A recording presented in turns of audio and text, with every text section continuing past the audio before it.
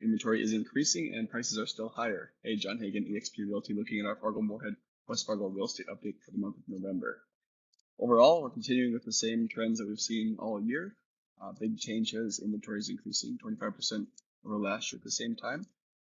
Over time, if inventory continues to increase, that should help with the prices. Right now, demand is lower, which is causing this increased inventory. Part of the reason demand is lower is the higher interest rates. So if we see interest rates come down, demand should shoot up.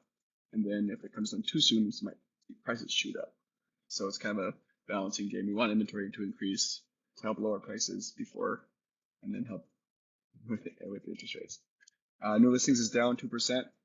Not a huge change, but with increasing inventory and lower listings, that does mean that houses are sitting for a longer period of time. Average listed price is up 4%. Not a huge increase here. This is actually pretty standard year over year. 4%, not this huge increase that we saw earlier this year. 4% isn't a lot, but it does show that sellers are still thinking they'll get the same prices or higher than last year at this time. Sales are down 26%. Huge drop there, more than we'd like to see. Last year we had an unusually high October for sales, so that drop is following the trend of a normal trend, and we'll continue to see down for the rest of the year. I don't think we're going to reach last year's numbers. We'll probably stay around the 20 to 10% less sales than last year, mostly because of the low demand. Averages in market, 24% slower than last year at this time. Last year they're still going pretty good. Last year was faster the whole year round. I don't think we're going to reach those average days on market as last year speed of last year. So we'll probably see that stay around 20% longer than last year. And our sales price is up 5% from last year.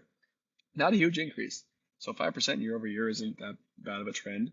We have seen higher amounts in the earlier spring, and then it kind of leveled out, and now it's still higher. We'll probably see this go down a little bit or get closer to last year's as inventory does increase. It's going to take some time. Probably through the rest of the year, we'll probably continue to see higher the next 2 months. I don't know if we'll have this dip in November like last year, but we'll have to wait and see.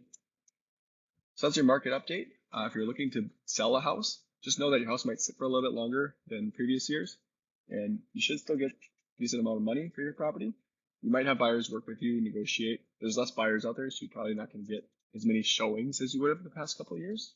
And if you are buying a house, a little tip for you, take your time buying the house you want, and then maybe work with that seller, negotiate price or timeline of closing, or maybe the seller can pay some closing costs. Just work with the seller on that, see what you're able to get.